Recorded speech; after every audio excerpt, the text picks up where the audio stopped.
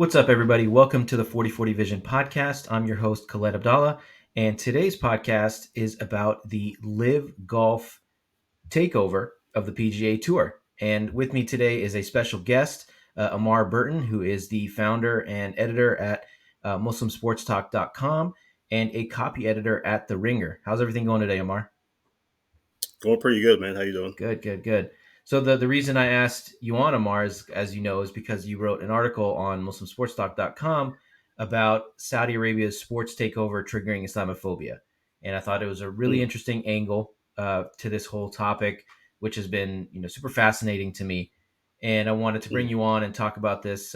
We won't get too much into golf strategy or anything like that, but we'll talk about some of the business aspects and some of the other political and social aspects of the takeover. So we'll start from the beginning. How closely have you followed the emergence of LIV Golf and some of the machinations that are happening in the background? Yeah, I've kind of been, since Live Golf kind of came onto the scene, a couple years ago. I'd been following the story not so much from the golf side. I mean, I'm not a golf fan. I don't play the game. Like, I always joke that when I get old, my like retired guy sport's going to probably be bowling. Like I don't see myself out there on the links, but just from the business side of this live golf and the political side and kind of the media coverage and public perception, that was kind of what interested me in this. And so since then, I've been following everything that's been going on, and with the tour launching and their feud with the PGA and then this recent merger. So that's kind of Mhm. been my kind of angle or the way I've been looking at it. Yeah, yeah. So, what did you think of some of their tactics? I would say to try to steal some of the fanfare from the PGA, whether it's paying guys a ton of money or basically just throwing money at the problem and trying to take Mhm. over. What did you think of that Yeah. approach? Um, I mean, it was an aggressive approach, and I feel like if you're going to do a startup, a league in any sport, whether it's golf or football or basketball, and usually the issue with a startup is they don't have as much talent. We look at all these other, Hmm. every alternative football league that starts up every year.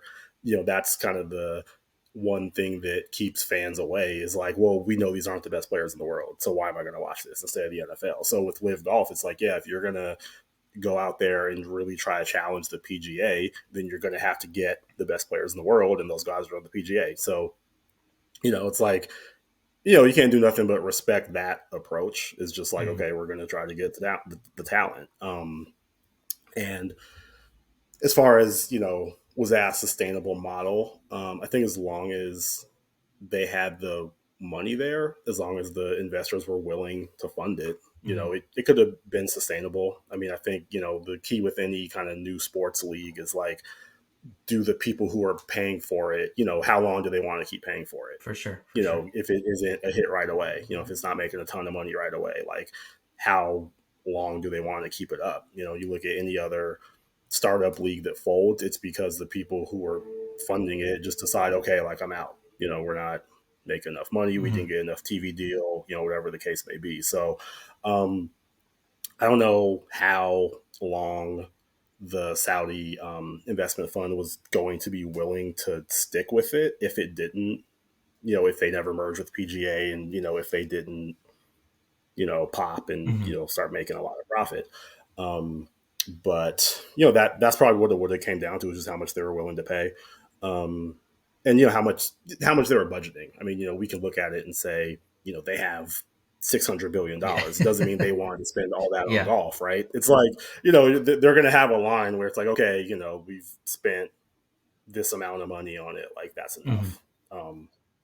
So also I think sustainability, some of the different things they were trying to do as far as how the game was played, how they structured their events, they were Hmm. doing, their tournaments were shorter. They tried to kind of do some different rules, which you often see with a new sports league. Is, they try to do something different, to differentiate themselves Yeah. from, Yeah. in this case, the PGA. And usually those are kind of hit or miss. I do think that trying to make things shorter was a smart move. I mean, just because For of sure. people's attention spans nowadays. I've always said like NASCAR probably needs to cut their races in half. Like Like the I Indy know like 250 or something. yeah, yeah, yeah. Like Major League Baseball and you know college football, they're always looking for ways to kind of speed the game up. Yeah. So I mean, that baseball's was kind doing of it a with the pitch clock, and it's working really right. well. As a casual baseball fan, it's awesome. It's a way Yeah, better experience. So for sure. right. Yeah, yeah. That's getting a lot of positive feedback. Hmm. And so I think Live Golf trying to do that. Their tournaments were they were 54 holes instead of 72. Um, Not having a cut, a cut line, which I think was pretty smart because if I were the type of fan where I was just tuning into a golf tournament to watch like one player and then he misses the cut after day two, it's like, why am I going to keep watching? So having it where it's like, okay, well, if I tuned in to watch this guy and I know he's going to play the whole time, then that's a pretty smart move. Yeah. That's a really cool thing. But I yeah, didn't know that. I mean, and I think we've seen a lot of times. I mean, all the things that you brought up about like the outside talent, the minor league aspect of it, the mhm, innovation that comes from being a startup league. I keep thinking about the XFL and the fact that mhm, they're the ones that introduced that spider cam. That's almost in every soccer football broadcast now. They're the ones that did that, yeah. and they're able because they're able to take those risks and stuff. Do you think the PGA would adopt any of these changes maybe from what Liv introduced? Um, the thing I don't, I'd say with the PGA, maybe with the merger, I mean, maybe they would be. I mean, but golf has just been, from what I know, just such a traditionalist sport, and like so married to their history and slow to really change anything, and kind of just a really like we're all about the history and the tradition, and these are the rules, and we're not changing them. And so I know golf doesn't like to be gimmicky, or the PGA at least doesn't like to be gimmicky. So I don't know if they would accept some of those or adopt some of those changes. Maybe just because of how this merger is structured, with Live having a lot more say and a lot more power than maybe the smaller league would in a typical merger, then maybe they could do that. Yeah, golf is such a niche Yeah. sport that they're able to get away with sticking to that tradition and being so slow to move because again it's a niche sport. You can only a Mhm. certain for the most part certain class of people are able to watch and play Yeah. it, so they are able to get away with these sort of things. So there was one other thing that you Mhm. mentioned about the people being able to access and watch the startup league and making that easy. So I think one thing that I was reading about was as the live tour was starting to kick off, they had a lot of trouble finding a TV rights partner, because Mhm. probably you think the big networks probably don't want to upset the PGA, especially like CBS. They have the Masters and some of these other ones. So I think they ended up on Right. DAZN, which is a streaming service. I think it's a little more popular in Canada, but it's more known for boxing than anything Mhm. else. Did you watch any of the broadcasts by any chance? And if you did, what did you think of the quality of the presentation and the broadcast? Yeah, I didn't really watch any of the broadcast. I mean, they got a TV deal with the CW, Oh, that's right.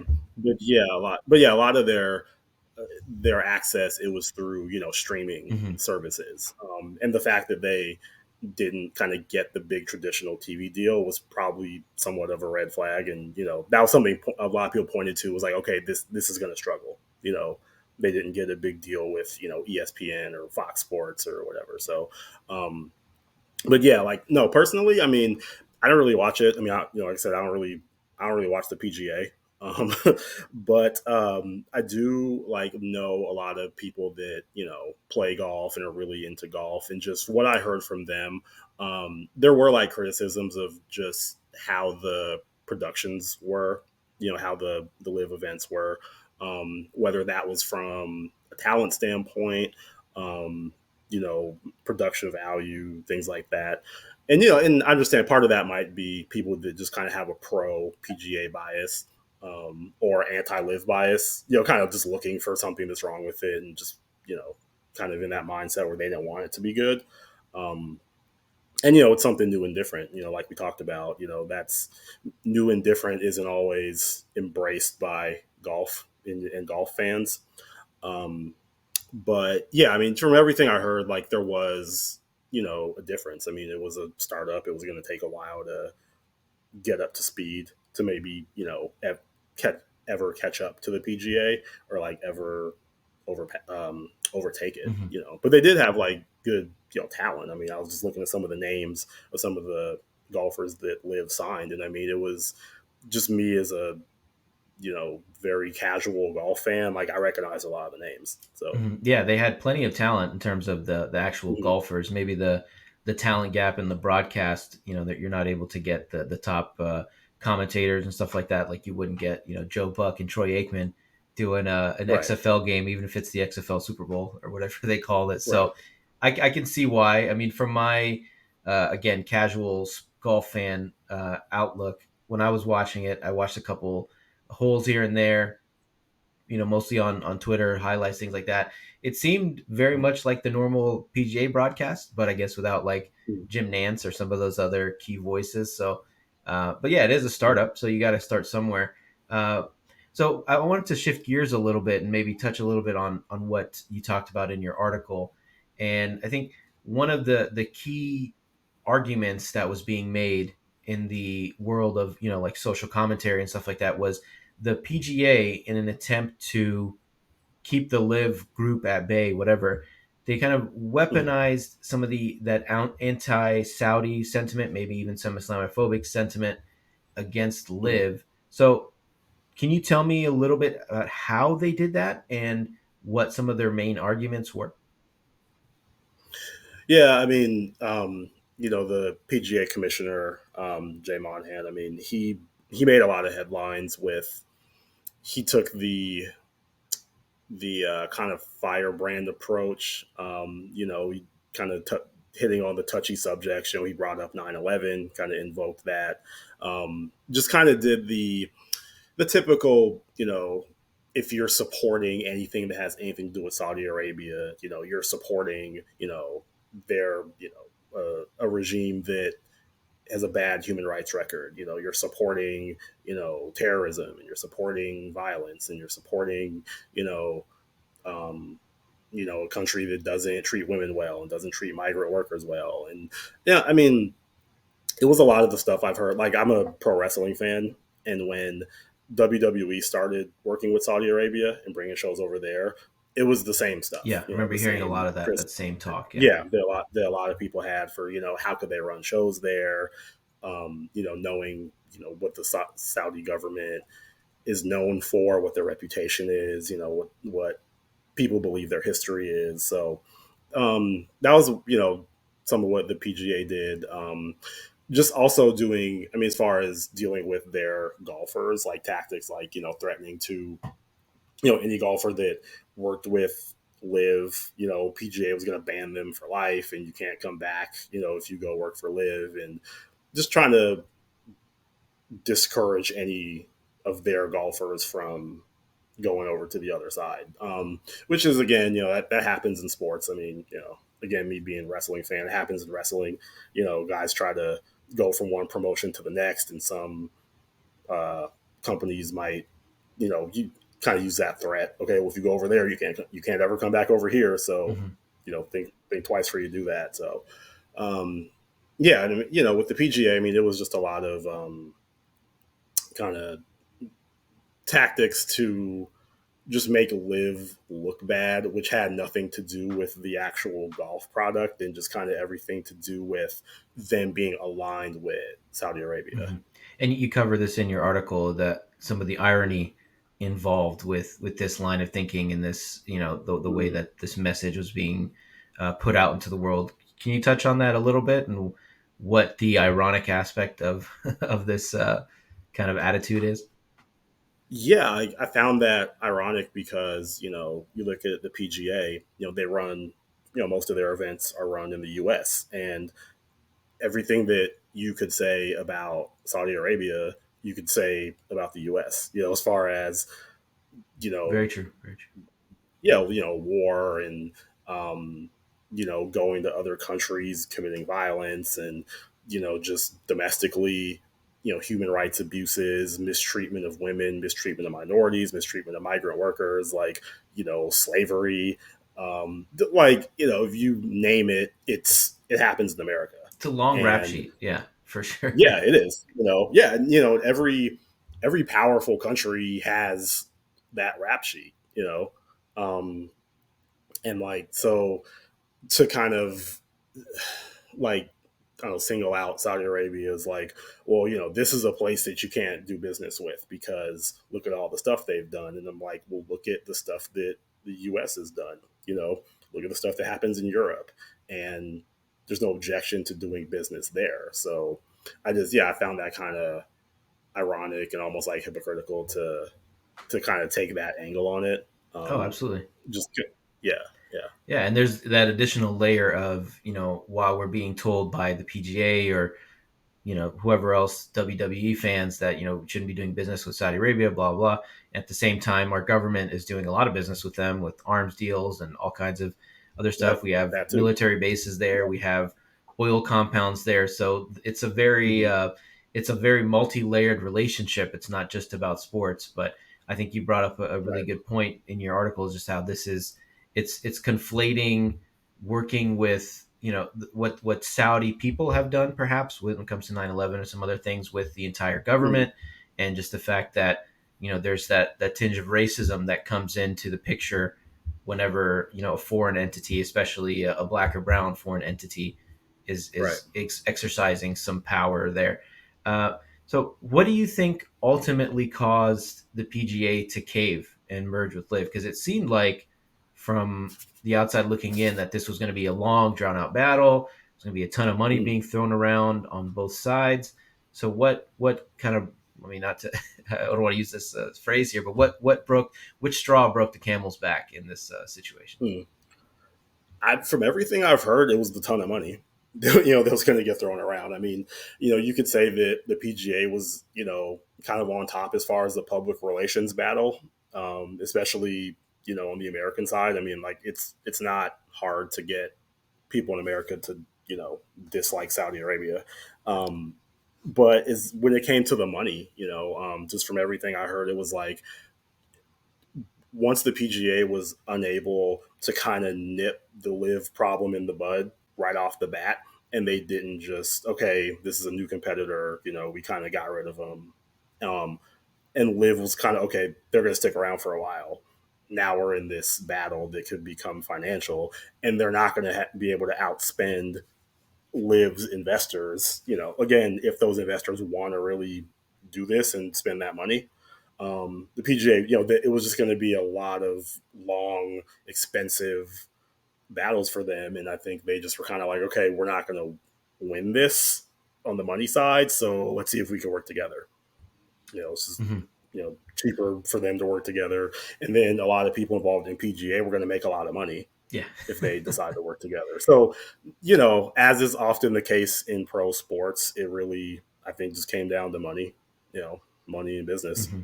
Yeah, and of Yeah. course, Saudi Arabia has, like we've talked about, pretty almost an endless budget that they can spend on this. Of course, they would probably set a budget, but as they can Mhm. be stubborn with the money, and the money we've seen, you know, in the past with with Qatar and the way that they got the World Cup and the money that they threw around for that and the money that they threw at the game. If you have enough money, you can pretty much solve any problem that you want in sports. Even if Yeah. public opinion is not quite on your side, eventually you're going to win out. And it seems like, from my understanding, the PGA is going to still be in control, but the Live Golf, or the Saudi investment fund, whatever, they're going to be quite involved. But they won't have the final say on a lot of things. So, do you think Mhm. that this was their plan all along, was to force that merger?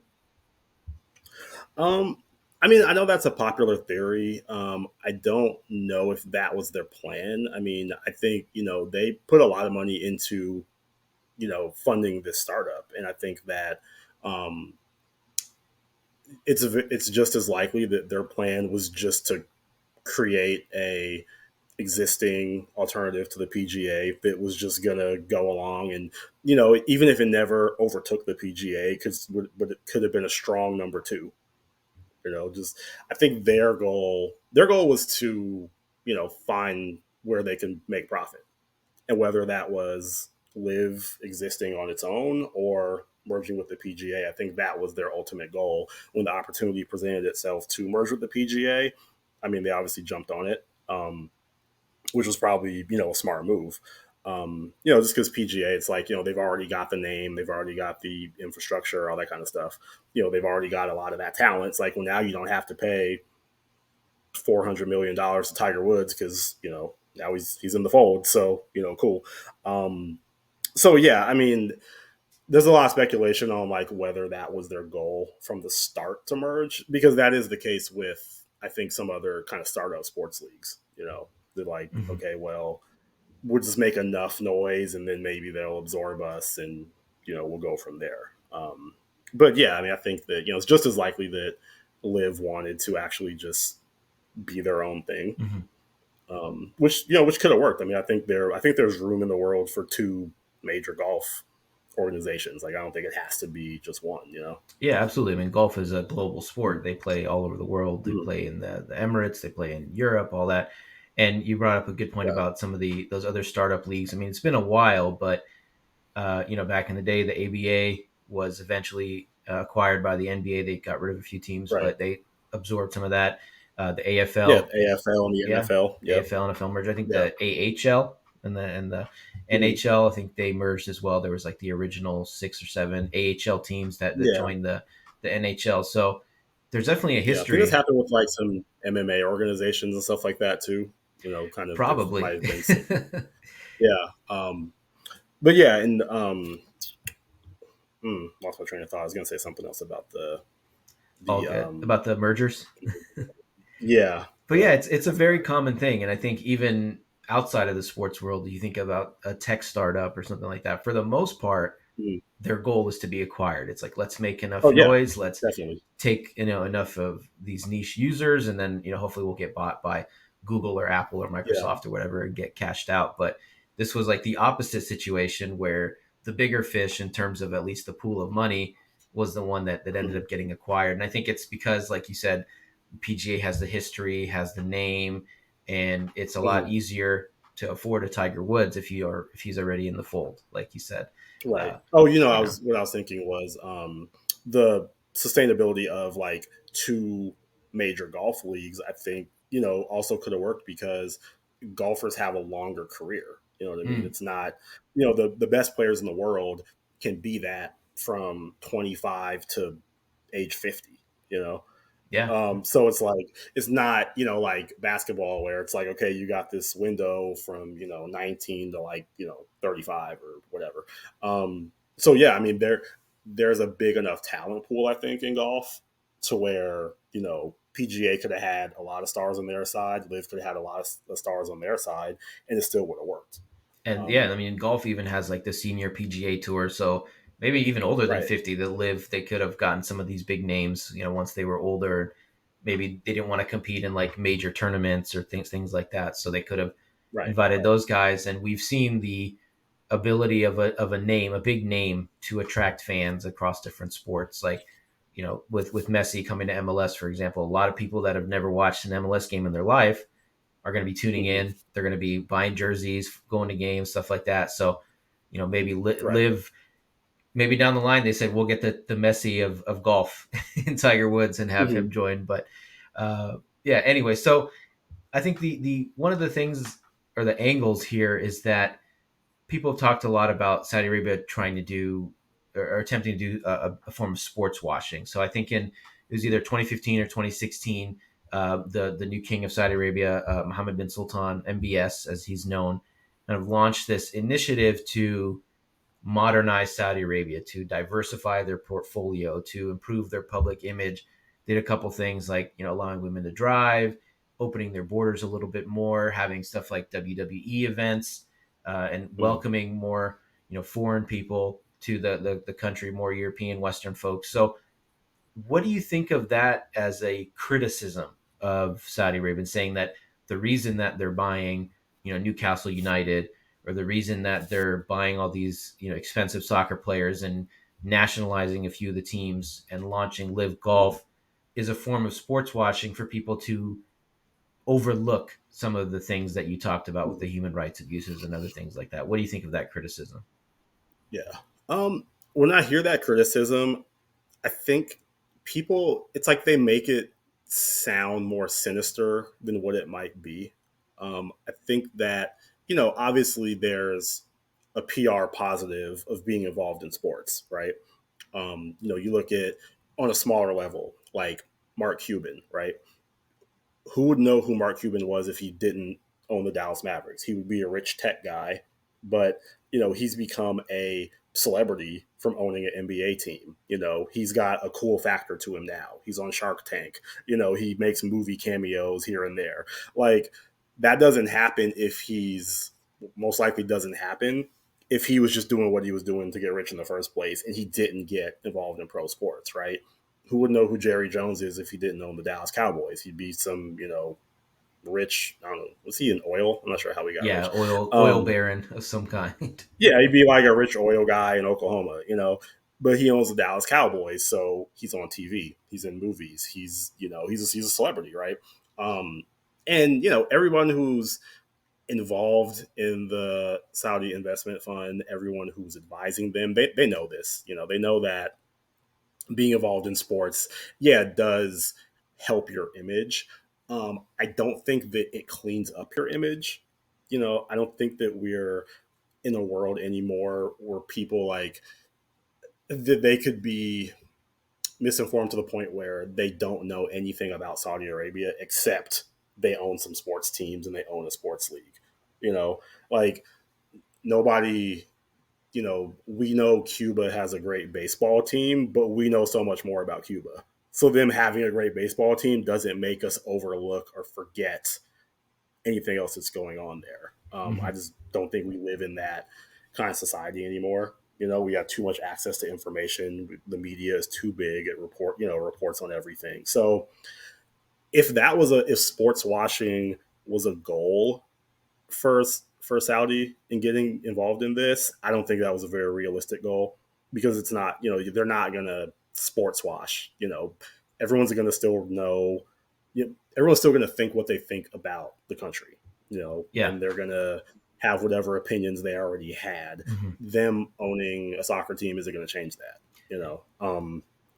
so and like when I watch the WWE shows, in Saudi, they do like these, tourism ads and kind of these like PSAs about, positive things that they're doing, which is to be expected. I mean, the same thing happens when WWE goes to, Philadelphia. They'll do some like local, hey, come to Philadelphia and visit, right? Um, that's just kind of normal stuff, that goes on with sports and with entertainment. Um, but when they talk about sports washing, they kind of make it seem like it's this underhanded, thing that like, oh, they're trying to get involved in golf so they can get away with all this other stuff they're doing. Mhm. And like, I just don't think that's the case. Yeah, Hosting the Olympics didn't sports wash China or that's a good Russia. point. Yeah, yeah, exactly. Like Donald Sterling and Daniel Snyder, they didn't, you know, people didn't overlook or forget what they were doing Mhm. because they own sports teams. So it's not really, it might be a concept, it might be a goal. I just don't think it's a reasonable or realistic one today. Mhm. So yeah, I don't think that was, That's a that good might, yeah, point. it might Yeah. be part of their, yeah, it's like, might be part of like the overall, like, but it's a positive Mhm. that comes with it, but that can't be the overall goal. Yeah, I think it might be one of the goals, and there is definitely that PR aspect of it, of wanting to have some Mm-hmm. positive PR come out of your country. Same thing like Mm-hmm. with, like you mentioned, China and Russia didn't sports wash everything that they do or did since then. But I do think there is some. Obviously, it's part of their goal is to, like, diversify their portfolio, but also to maybe not change public opinion, but give people something positive to say about Saudi Arabia, which, Mm-hmm. which for a long time, the main thing people talked about was, of course, human rights abuses. 9/11 if you're in America, and some of the other things, that some of the stereotypes and stuff about the people and the country. So I think Mm-hmm. that is part of the goal. It's definitely not the only goal. And I think, like you said, it's Mm-hmm. not quite as sinister as some people want to paint it. And I think another way I look at it is kind of like Qatar with the World Cup, is it's a means of like modernization, right? When you're Mm-hmm. opening your doors to other people, in case of the World Cup, you're literally welcoming the world into your country. There's things that you have to do to get up to speed with everyone else. You're going to have to modernize, your infrastructure. You're going to have to, maybe your society might change a little bit as a reflection of that. And in the case of Saudi Arabia, with what MBS is trying to do and have Saudi Arabia catch up to the rest of the world, I think that this is Mm-hmm. a one of the means to do that, but it's not necessarily like a sinister thing, like, oh, everyone's going to forget that Right. we're at war with Yemen because we have a golf league.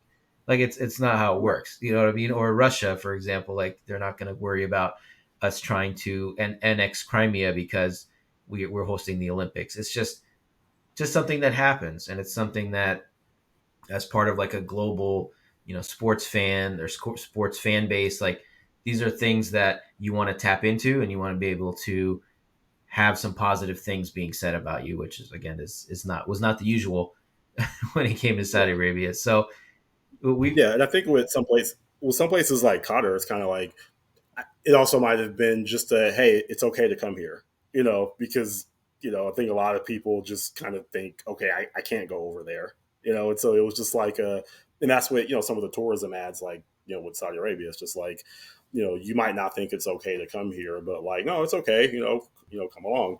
Um, and another angle to look at it from is, in some cases, getting involved in big time sports like this actually is going to call more attention to whatever negativity is it's a great involved point. with Yeah. that country. If if Saudi Arabia wasn't involved in Live Golf, would we be talking about Saudi Arabian politics on ESPN? Like, so if anything, like, it opens up the visibility of that country to people who weren't thinking about it. I see the argument that, oh, well, they're trying to get involved in sports, so we're not focusing on, human rights abuses. And I'm like, in all honesty, were you focusing on their human rights abuses in the first place? Or did you just start talking about it after they got involved in these sports? So that could actually be a negative byproduct of Saudi getting involved in sports, is that it actually calls more attention and Mhm. has more people talking about the things that they don't want them talking about than we're talking about it before. So Yeah, and it can even flip into that positive, because, again, we use Qatar as an example. Is, I think, as a result of all of the attention that came from hosting the World Cup and trying to build these stadiums and things like that. I mhm, mean, it was super unfortunate and tragic that the migrant workers that lost their lives and were treated, mistreated during the build up to mhm, it. But, as a result of that attention, from everything I've read, that conditions there have gotten better because people are mhm, paying attention, and they've made some changes to their laws and regulations around the treatment of migrant workers and workers' rights and things like that. So, it can be a net positive at the end of the day. And I think with Saudi Arabia, mhm, if they are opening the doors to foreign investment a little more, and to foreign people coming to their country, it is going to lead to some modernization and some changes. And the mhm, thing that you said in the beginning was brilliant, where you said, we want to tell people that it's okay to come here. And I think, mhm, Saudi Arabia and Qatar, they're probably looking at Dubai and all these celebrities and the tourism industry there. And Dubai has mhm. very similar laws to Saudi Arabia and Qatar. It's still a Yeah. conservative country. They still have certain laws about drugs and public displays of affection, all kinds of stuff. But people feel Mhm. comfortable going there. So I'm sure Yeah. that they're looking at that like, oh, we can get people to come here too. We can get some more foreign investment and tourism. No, And yeah, you see celebrities and just regular people just bragging on social media about, hey, we're going to Dubai, yeah, you know, and but you don't really see that with, like, them going to Qatar or them going to Saudi Arabia. yeah, So yeah, that could be part of 100%. it too. Exactly, exactly. Hmm. So, I mean, we've talked a little bit about how much money these guys have and the seemingly like unlimited funds they have at their disposal. We've seen crazy numbers thrown around. like them offering Messi a $1.5 billion contract for playing, 3 or 4 years in Saudi Arabia. So could you see them doing this in other sports? Maybe individual sports like another tennis league or pickleball, who knows, or maybe another team sport like them taking over more Mhm. teams in, you know, France or Spain or even the US. Who knows? What do you think? Yeah, no, I think so. I mean, kind of once you get into that sports world, and everyone, sports is a major moneymaker. It's a very lucrative entertainment source, and there's a lot of money involved in it. And at the end of the day, the as much as tourism and good public relations and all that, but the Saudi investment fund is an investment fund, and they're trying to make money. And that's a good place to go, and so yeah, I mean, I could see further involvement in soccer. They're gonna obviously be having more involvement in golf, but yeah, you could they could get into other sports. I mean, basketball, football, baseball, like, yeah, some of these kind of like up and coming kind of niche sports like pickleball. And yeah, I mean, I think kind of I think possibilities might be kind of endless, because they've got the money. And, Yeah, exactly. and even the most profitable sport in the world is always going to be looking for ways to, get involved with people who have a lot of money. Hmm. So, yeah, and I think if the PGA Live thing goes well, and the soccer teams that they own do well, that's just going to open more doors, and that's going to allow for more leagues and organizations and sports to be like, okay, like, we're like, yeah, we'll work with you.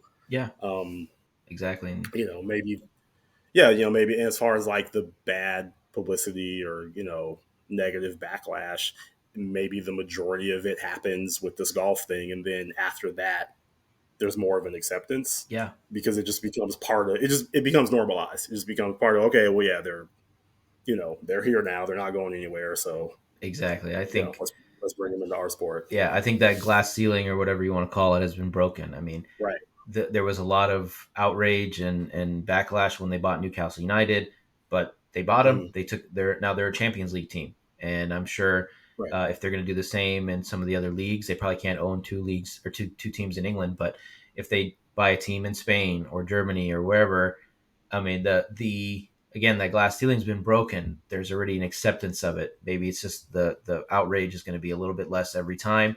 And then I think about the NBA or NFL or MLB. Maybe they buy stakes in the league itself, or maybe they buy stakes in certain teams. I don't know if we'll ever see. Maybe we're a long way from them being like the controlling owners of a team. I don't see them being like in a Mm-hmm. Mark Cuban type role where they're the visible owners. I think they understand some of the PR aspects of that, where they might just throw Mm-hmm. some money at it. I think, and I think the NBA is a good example of being the most global of those sports and more the most willing to accept some of that outside investment. I think they have a preseason game, I want to say, in the Emirates or something like that. I remember reading something about Mm-hmm. this. So I think maybe out of those three, it'd probably be the NBA that's the most willing to take on some of that Saudi investment money.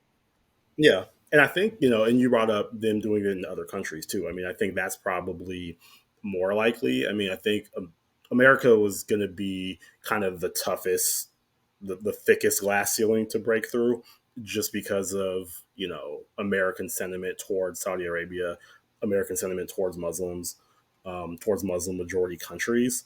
Um, and so I think, now that well, getting involved in more American sports, American leagues like the PGA, um, after that is kind of done, then yeah, it'll open it up for more sports. But yeah, I also think like them getting involved in more countries too is like a, a higher likelihood as well.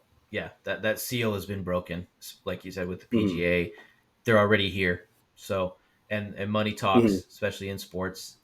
Like you said, the most Right. profitable sports leagues in the world. The NFL is printing money, but they could always use some investment, some more broadcast rights. Maybe they have a exclusive broadcast deal in Saudi Arabia for all the expats or something like that. Yeah. Who knows what they might do? So we mentioned that you are the founder and an admin of founder and editor, sorry, of MuslimSportsTalk.com.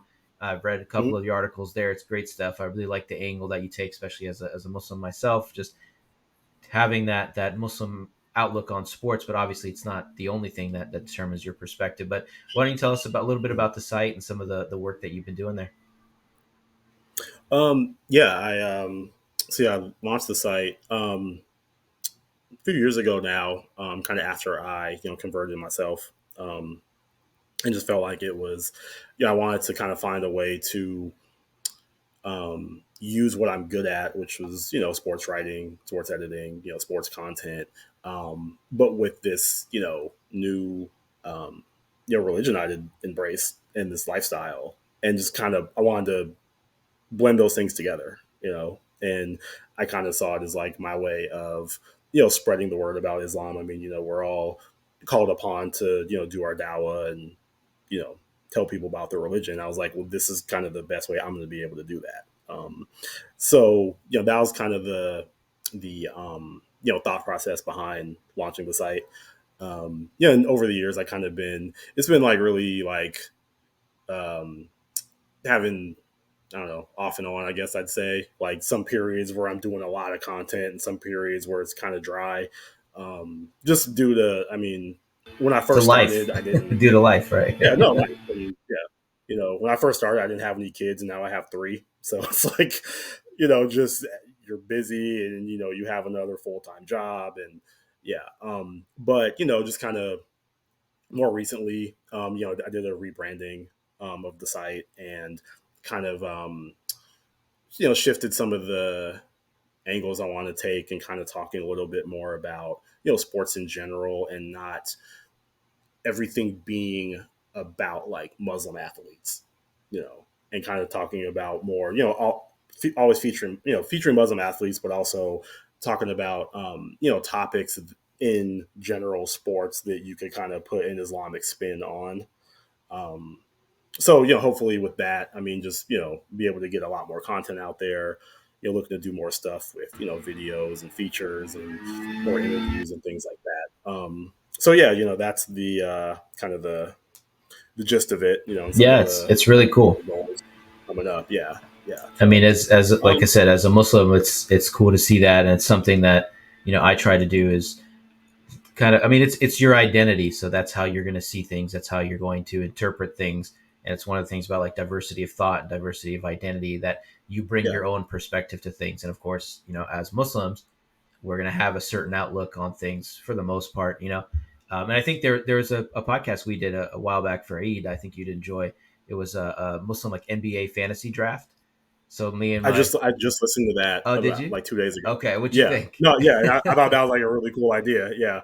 And I mean, I was sitting there, I was listening to the episode, and I'm like, pick this guy. Like, I was like listening along with you guys, and I'm kind of like, because I know the NBA pretty well, and I'm sitting there like, no, like, why'd you pick him? You could have went in this direction, and I'm like putting together my own team and everything. But yeah, that was a really cool episode. I really like that Yeah, one. maybe we'll have to do a redo with you on as well. That'd be a lot of fun. I'd love Oh to yeah, collaborate with you in the future on future pods for and sure. and some features and things like that. Would be really cool. So, thank you for coming on, man. Really appreciate it. Where can people find you on Twitter and maybe share the URL for your site as well? Oh yeah, you can find me on Twitter and Instagram, just at Amaar Burton, Amaar Burton, and then the URL for the site is just MuslimSportsTalk.com. Yeah, make sure you check it out. Thank you, everyone, for listening. Make sure you subscribe and leave us a review wherever you're listening to this podcast. And you can find us on just about every social media platform at 4040 Vision Pod. Thanks, y'all. Thanks, Amar. Appreciate you, man. All right, thank you, appreciate it.